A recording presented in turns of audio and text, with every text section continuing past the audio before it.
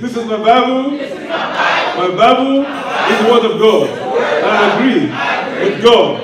My life and my circumstances are about to be changed permanently, forever. I agree with God. I belong to God. I believe in God. I believe His Word.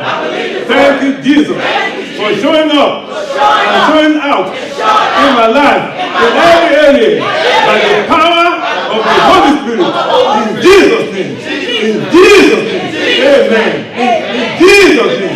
Amen. Let me see you again. Hallelujah. Praise His holy name. Talking about hope against all hope. If you are here today and you're in a hopeless situation, you're in a situation that looks like it's impossible, looks like no matter what you do, things will never change, you're in the right place. Hope against all hope. Hope based on what the Bible says against all hope because of the circumstances. God loves you. God cares about you. You are somebody to God. Colossians 1:27, it said the mystery of the gospel is Christ in you, the hope of glory. You have a hope in every situation. No situation is too hopeless. You know why? Because the one that makes it possible is God. He said, with man, some things are impossible, but not with God. If you have a faith of that of a mustard grain seed, you shall say to the mountain to be moved and be cast into the midst of the sea. If you believe, and no doubt, it shall be. I'm tired of people going to church and not expecting God to do anything. I don't get it. Wasting your time and wasting your gas. What a mess. Hebrews chapter 4 verse 2. He said, but they had the same message that we had.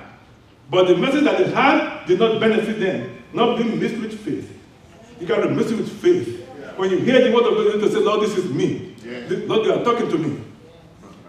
I was in the Kenneth Hagin camp meeting. Reverend Kenneth Hagin. That was 1986. The Lord did something miraculous on that day. I was praying. I said, Lord, you know something? I want to see your handwriting. See, I'm crazy enough to believe God in everything, just to believe that He can do all things. Because that's what the Bible says He can do. Yeah. Don't just say it, believe it for real. Because if you believe it, it shall be as you say. I said, Lord, I want to see your handwriting. And I was saved not too long. I said, I want to see handwriting, Lord. I was reading in the Bible, and it said that God wrote in the tablet with His own handwriting. I said, Lord, if Moses did not break the tablet, I would have been able to see your handwriting. I want to see it, Lord. You know what he said? He didn't say baby Christian. No. He didn't say a single word. I think I went to walk in a Walmart, I got a notebook, I put the pen in it and I put it under my bed, expecting God to write in it. And I look every day. See if you write in it, no. He didn't say anything. I looked for 3 months. After about 3 months, I forgot it was there because I was looking every day for 3 months. All of a sudden, I was at the camp meeting in Tulsa, Oklahoma. It was during the worship. So during the worship, we keep everything serene. You don't want to make noise and disturb everybody. He said, I'm the God of Abraham, Isaac, and Jacob. You say you want to see my handwriting? I'm going to write now, and you see it as long as you live. And he wrote, to God be the glory. Because it was, woo! People were quiet, worshiping, you know. I was just making noise. I was disturbing them. They didn't know what to do with me. They were trying to endear me, but the more they tried to endear me, the more I was making noise. He said, so what is it? What happened? I said, look at the handwriting of God. He said, what did you write there? He said, to God be the glory. It didn't even start with the upper case. He just wrote in cursive, to God be the glory. And I was trying to copy what I saw. I said, look at it, look at it. While I was showing them to look at it, all of a sudden, in the very front, it was about 10,000 people. 10,000 people were there. Reverend Kenneth Hagin in the very front said, hey, the topic changed. The guest speaker will not speak tonight. We're going to preach about to God be the glory. Hallelujah. The whole row said, wait a minute, the guy wasn't crazy.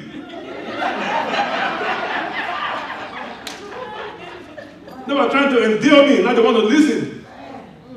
Because I was in the very back and in the very front. They said, we're going to preach about the glory of God, so the guest speaker will not speak tonight. We have a guest speaker. Going to give you the honorarium, but we're not going to speak tonight. God changed the story. While we were standing there, he said, to God be the glory. I was shocked. I was saved not too long. I'm thinking, I was no apostle or no prophet, and he did that. I was so grateful to God.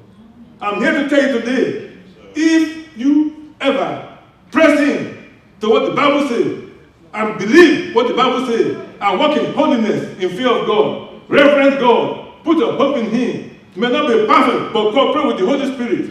Let it be men and women after God's own heart. He said, found David, a man after my own heart. Because everything I asked him to do, he did. He wasn't perfect, but if you find out it's God, he did it. Yes, he did. Hallelujah. He alone is worthy. Hallelujah. I was so shocked. Hallelujah. I was so happy. I didn't know what to do. The people that thought I was crazy, that was trying to keep me quiet because I was disturbing their worship, all of a sudden they were trying to listen to me. What did he say? What did he do? And I was a young Christian. He didn't say, well, you don't have no title. You see? He just looking for the people. Not necessarily hung up on titles or anything like that. But just have the anointing. You and me know it's the anointing that destroys the yoke, not the title. That's it, Pastor. That's it.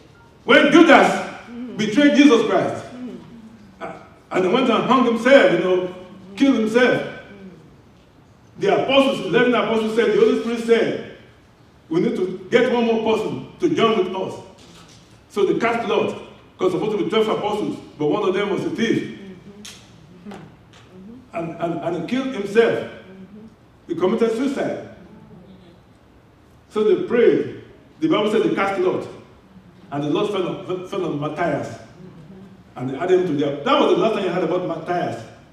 You don't get apostleship by lot. It's by calling.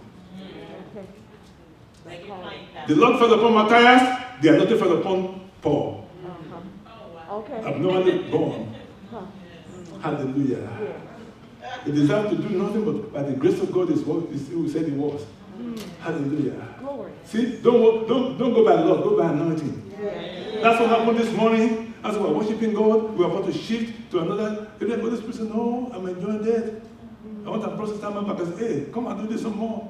Because this is, if God is enjoying something, you stay there until you're satisfied. That's exactly what church is all about. Stay where God wants you to be and do exactly what He wants you to do when He wants to do it. Yes, Lord. Hallelujah. Yes, Lord. Hallelujah. Hoping against hope. Thank you, Father.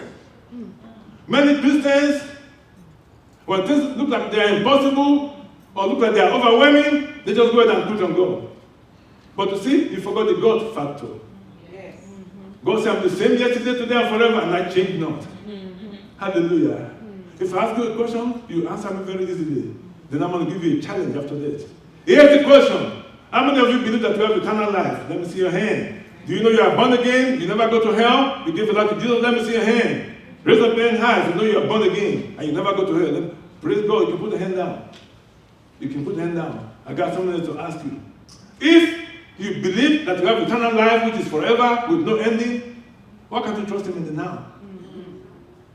None of you is 100 years old yet. None of you. You know what the Bible says? 1,000 years is like a day before the Lord. Therefore, 100 years is like 2 hours and 24 minutes. You have a problem trusting Him for 2 hours and 24 minutes?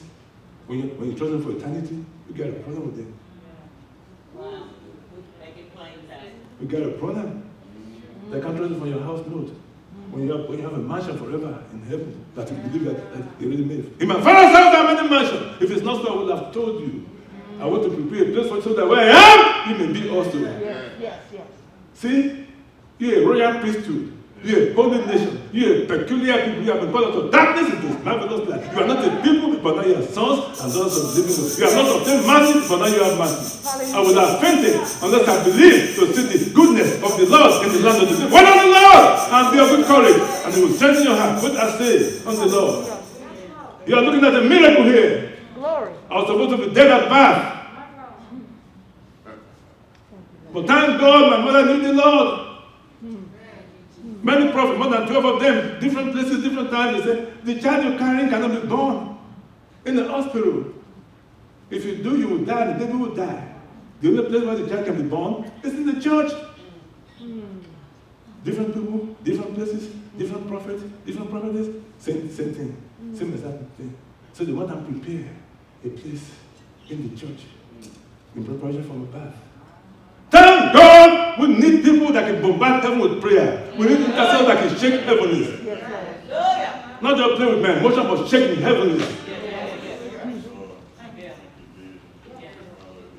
My mother was in labor. She went out to the church. You have intercessors praying, bombarding heaven with prayer. And I came, not in the church. I was supposed to be dead at birth.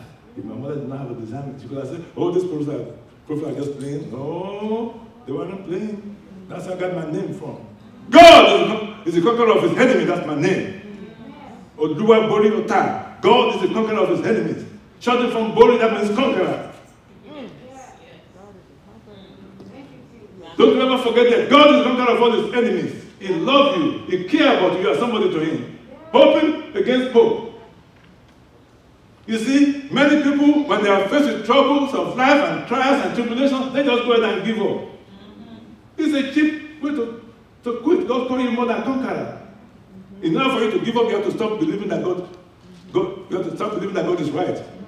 He said you are more than conqueror. He called you above only and not beneath. He called you the head and not the tail, but you act like a tail because you don't believe the word of God. My Lord, my Lord. Thank you, Jesus. Hope against all hope. You put hope, comma, then against all hope. See, against all hope, that's where a lot of Christians hang. But there's a hope in front of it. The day you give your life to Jesus, the mystery of the gospel is grasping you. The hope of glory.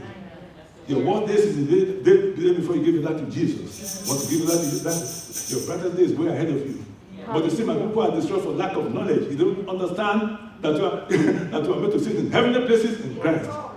So you're hanging around the roosters when you're supposed to fly as an eagle.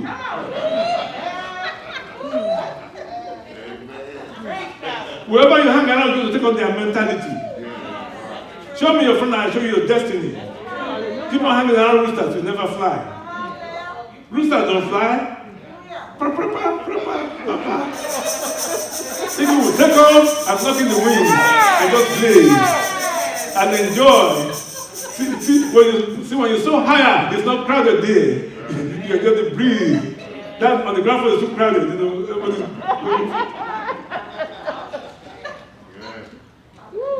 Hoping against all hope.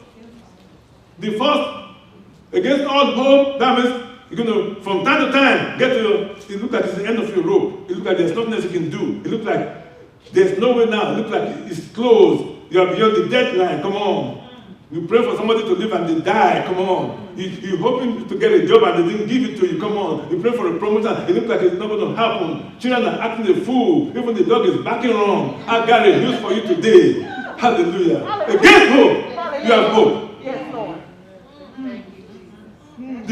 See, the problem with all this, when we're going through the changes, we forget the word never change. Yeah. Hold on to that which will not change. And that's the word of God. Yes, Lord. Sometimes from time to time I go to the mall. If it's a big mall, they might have different poles. 14 West, 15 East, 3. You better look for a pole and park by it. Don't park by a blue car. If the blue car leaves before you finish, you will never find the car. But I park by the blue car, that's your fault then. Who promised you the blue car will be there when you finish?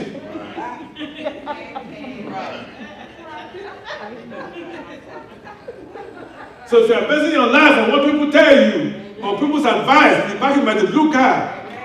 God call you more than conqueror. He call you above only and not beneath. He call you the head and not the tail. Hallelujah. You can do all things through Christ that strengthens you. Hallelujah. Lift up your head, O ye gates. I mean, lift up your everlasting door. That the King of glory is coming. The King of glory. The Lord strong and mighty. The Lord mighty is battle. Hallelujah. He says, lift up your head, O ye gates. You lift up your everlasting door. That the King of glory is coming. Who is the King of glory? He's the Lord of hosts. He's the Lord of hosts. The Lord of hosts! And those thousands fight on your behalf. So if you have the head down, you don't know who's fighting. You don't know who you are. Hallelujah. Having a head down, walking with God and having a head down. Since when? Do you know you're walking with?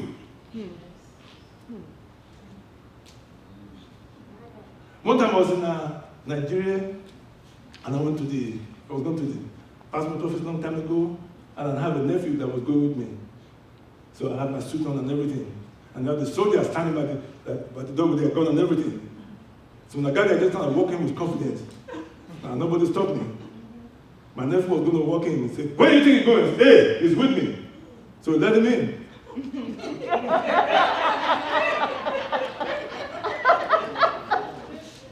You are with Christ. You have access to the throne of grace. You have access to the Holy of the Holies. As a Christian, the more attack you have, the more you intensify your prayer life. You press to get a breakthrough. Because you are more than conqueror. You are destined to win. There's no defeat. There's no looking back. And then you compare yourself with other people. Well, they prayed, they didn't get anything. Well, that's them. Do you know who you are? Do you have an access? When the veil of the temple, when Christ gave us the Spirit on the cross, the veil of the temple was rent from the top to the bottom. From this time on, no appointment necessary. You are not a people, but now you are sons and daughters of the living God. You are not obtained mercy, but now you have mercy. Surely, goodness and mercy shall follow me all the days of my life. If you believe that, then why did you quit? Why did you give up? Against all hope. Against all hope. I'm going somewhere. Hang on with me. Thank you, Jesus. He alone is worthy. You see, Abraham was about 100 years old. Sarah was about 90 years old. And then God promised them they're going to have a child. But you see, the problem is this with us. When we pass the childbearing age, we stop believing God in that area. Like we have children anymore. The Bible said, Romans chapter 4, it said, Romans 14, let's take a look at it quickly. Hallelujah. This is very important. I'm trying to make a point here. Thank you, Jesus. Abraham was too old. His wife was too barren and old past the menopause. And yet God, worked this out for them. Amen. Thank you, Jesus. Romans chapter 4, starting from verse 17. Amen. As it is written, I made you a father of many nations. He's our Father in the sight of God, in whom we believe. The God who gives life to the dead. The God who gives life to the dead. Don't forget that. The God who gives life to the dead. Who is the giver of life? God. So you don't have a right to take it. The God who gives life to the dead and go somewhere. Who caused things into being that were not.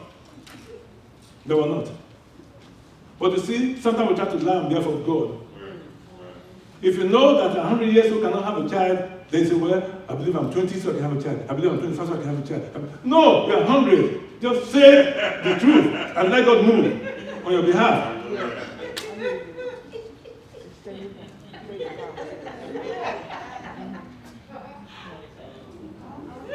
I was in contact with a 37-year-old woman who was married, who is still married. I was praying one day and God spoke to me. He said, I'm going to bless that lady with a son. And now to call his name Samuel. I did not know that they were trying to have in vitro fertilization, IVF. Each time you try, it doesn't work, it's $50,000. I mean, very expensive. They did it many times, it didn't work. And I didn't know that. I was just in my prayer time praying, and God said for me to tell her, there's no be, she's going to have a son, I have to call his name Samuel. She was already 36, 37 years old already.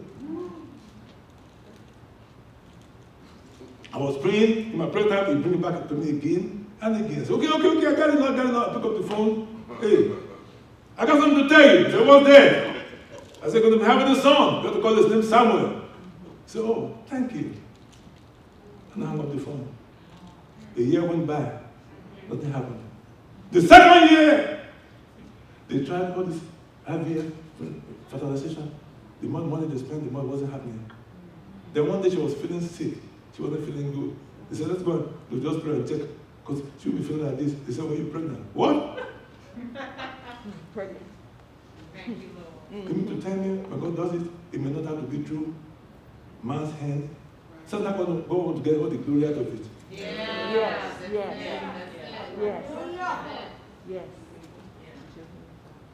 They did many of those and spent plenty of money and it didn't happen.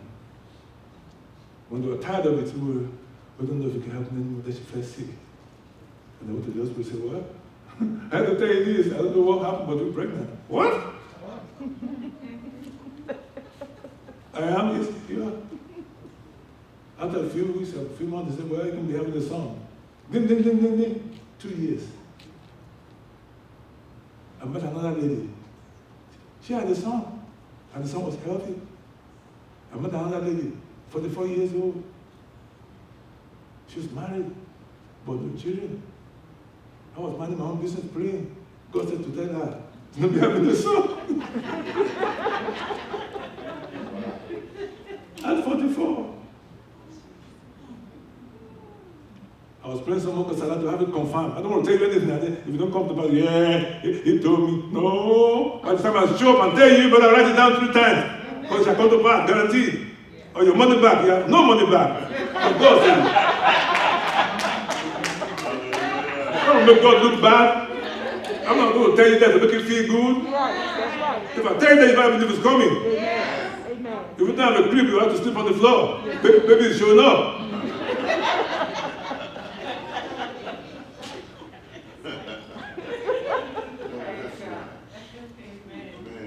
God. 45, at the age of 45, you're pregnant. She had a son. Healthy. No health issues. Amen. I had a long-distance family in Nigeria. She was older, but then she gave her life to Jesus around 40.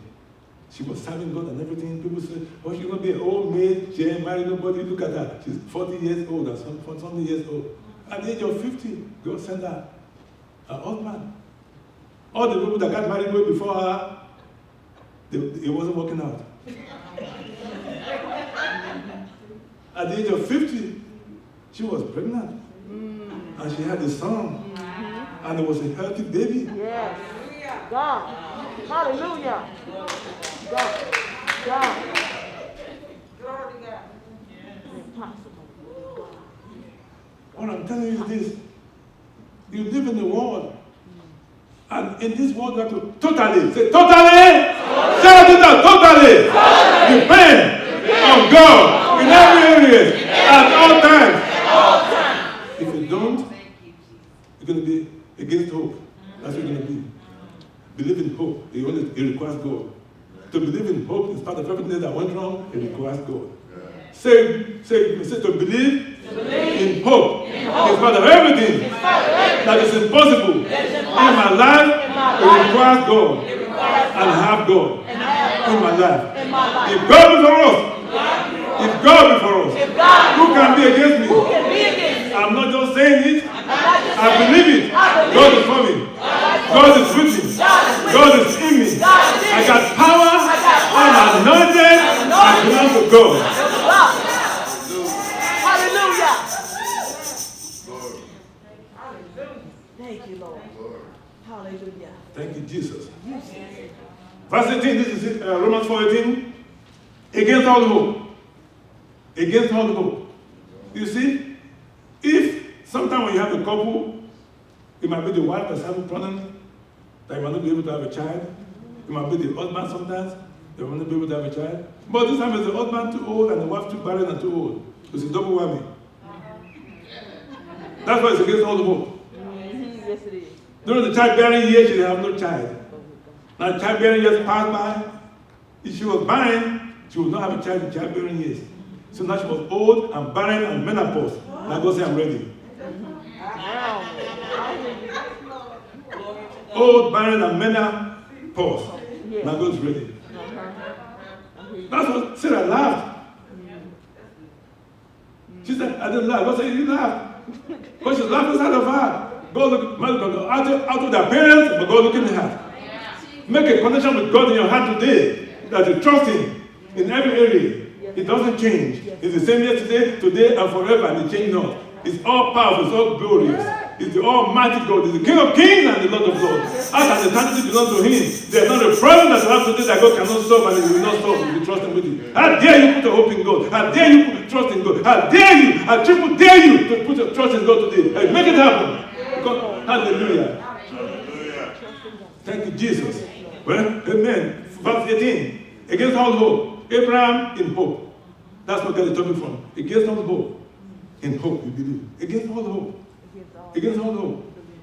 That means the only thing that anybody been to school here and not been. What is 1 plus 0? 1 plus 0, I'm not trying to be tricky. What is 1 plus 0? 1 plus 0 is 1. What is 1 plus 0 and 0 and 0 and 0? What is 1 plus 100 zeros? So therefore, when I'm going through, my circumstances is 0. What God says is 1. Stop adding zeros and trying to make a 1 out of it. Let me say it slowly.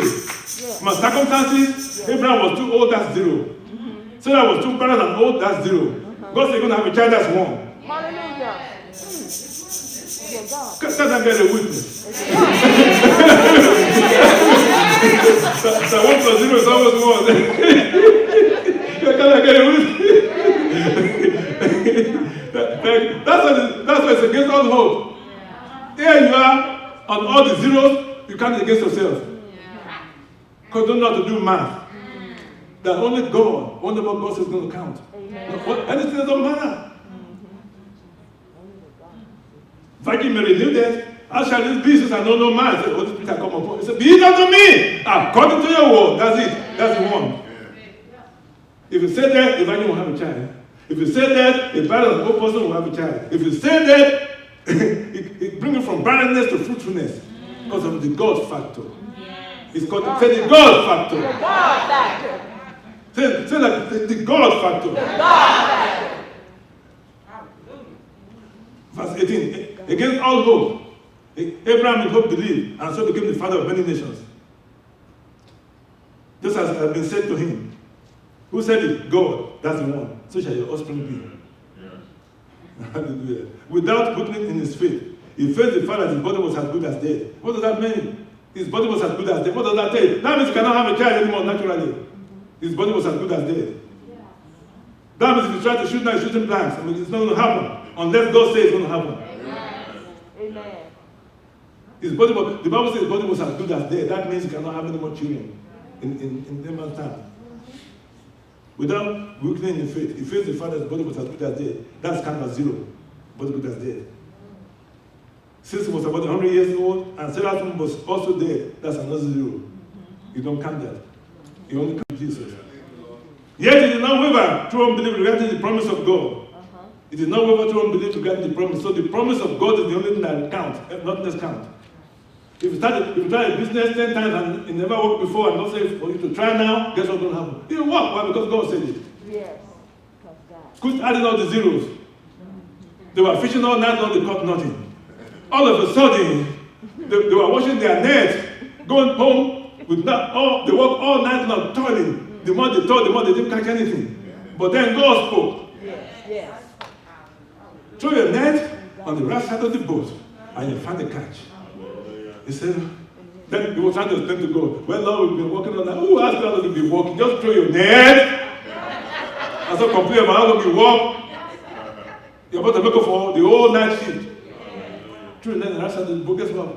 The boat, net was almost tearing. They had to talk to other people to come and help them. Because God said it. See, that was the one. Whatever God said in your life, that's the one. Whatever you think you're going through, it's a 0. That's why you don't get discouraged over a 0. Don't get discouraged over a 0. Your circumstances, your impossibilities, they are 0. What God said about it as 1. Against all hope. And will never happen where? Believe in hope. God says it's going to happen, so it will. I said, God says it's going to happen, so it will. God is not a man that he should lie. It's not a man that should. If you say it, he bring it to pass. He bring it to pass. Thank you, Jesus. Oh, hallelujah. Hallelujah. 3.5 years there was no rain.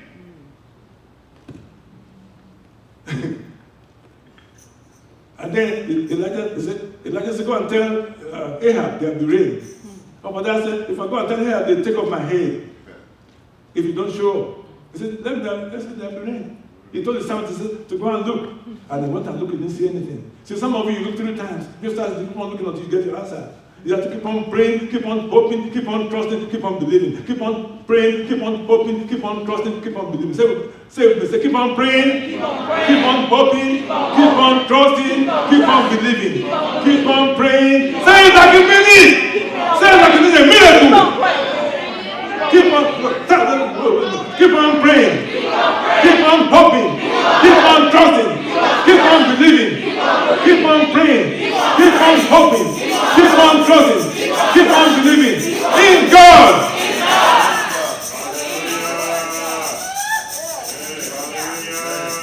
Yes, Lord. The attitude at which you say it, let me know how desperate you are to get a miracle. If you say like you're sitting down, keep on praying, well, you don't really do anything. You can just go home the same. It's okay. Ain't go bother the Lord. If you are desperate, if I can just touch the hem of the garment, and not be made, if I can just, come on, she already spent 12 years, she's not get anything. Hallelujah. If I can just come and put the demand on the hem. No appointment necessary. No appointment necessary. If I can just touch the hem. Hallelujah. Thank you, Jesus. Hallelujah. Thank you, Jesus. He alone is worthy. Verse 19, without weakening in faith. This is Romans 4:19. Without weakening in faith, he faith the fact that his body was as good as dead, since he was about 100 years old, and that Sarah was also dead. Yet he did not waver through unbelief regarding the promise of God, but was strengthened in his faith and gave glory to God, being fully persuaded. When God speaks to you, you have to be fully persuaded or convinced. If you are not convinced about the word of God, then you never get a miracle. Because if you look in your heart, you will not see faith. Hallelujah. Amen. Hallelujah. Thank you, Jesus. Amen. Being fully persuaded that God had the power to do what he promised. What he promised. That's the one, not the zero. That's the one. What the promise is one. What the thing is zero. What the going through is zero. Everything that goes wrong in your life that look like it's impossible, all zero. It don't count. It don't count. It don't count. Thank you, Jesus. Hallelujah. He alone is worthy. Thank you, Jesus. Oh, hallelujah. I love you today, Lord. You're so wonderful, Lord. Thank you, Jesus. God gave me something now to give to you. He said, there was this psychologist, who said, Christians have an advantage.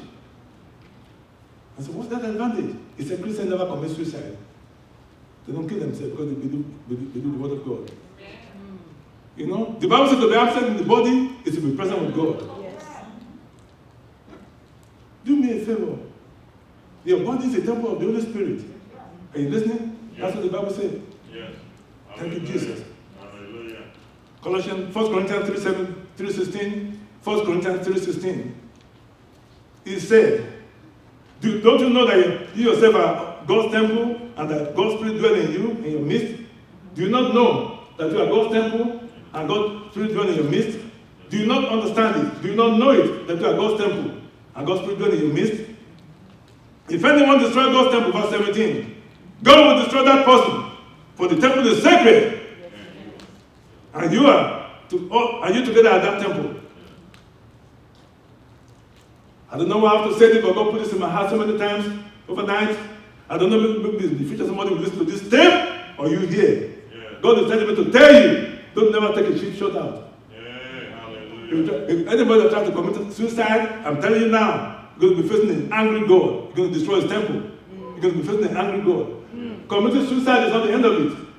That's right. If you're outside the body, you're a spirit, then you show up before God. Yeah. Tell him why you did that. Tell him the reason why you did after he gave his life for you. Tell him why you did it. Give him a reason for you to do it. My Lord. Yeah. Yes, sir.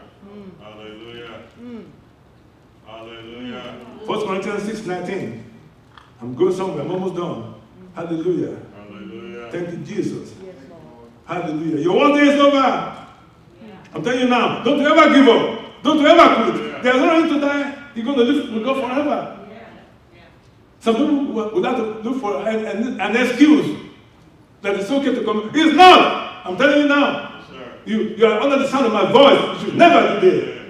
Yeah. Don't even think about it. Amen. You belong to God. Amen. Why would God shed his blood on the cross of Calvary in the presence of Jesus Christ so you can kill yourself? No. N-O, uppercase no. Yes. Hallelujah. Verse 18. 1 Corinthians 6:18, flee from sexual immorality. All other sins a person commits is outside the body, but whoever sins sexually sins against his own body. Verse 19. Do you not know that your bodies are the temple of the Holy Spirit who is in you, whom you have received from God? You are not your own. You are bought at a price. Say, I've been bought at a price. I belong to Jesus. I glorify God in my body that belongs to God. My body belongs to God. My soul belongs to God. My spirit belongs to God. There is no reason to hurt myself when God gives me the victory. For now and eternity, I got the victory in God Jesus. I'm going to help you with this very, very interesting thing. You know, I used to live in a house and it was a cedar house, and I was trying to get it power washed. And so I had this person there because they said he's a good guy, and the guy was just blasting everything away. And my neighbor came and told me, wait a minute, who do you hire to destroy your house? That's not how you power wash your house. I said, he said, who did you hire to destroy your house? That's not how you power wash your house. Something the guy told him, I said, wait a minute, you need to stop. Because they don't really know what to do. They say, you're doing it wrong. I said, can I have my refund? He said, no, I used to pay the bills already. I said, well, I got 90 seconds to leave my property. I already love you. 89, I got 90 seconds to leave. So left. I said, but I'm a Christian. Another time we were trying to sell the house, they put a lock in the house, there was a lock box in the house, on the house, and they didn't know I was at home. And somebody was just chipping away and banging on something. Banging on something. I came out and looked, I saw two men banging on something. So what I did, I planned to shock the system. So I unlocked the door gently and I shut up like a cannon. So, what are you doing on my property? What's going on? You can barely say what to leave. Or else! But they took off running. Oh no, we're sorry. They took off running. Like I ejected myself out of the house. Why did they run? Because it's my house. You are God's temple. Let the devil run. Don't give up. Against hope. We'll pick it up next week. So many things to talk about.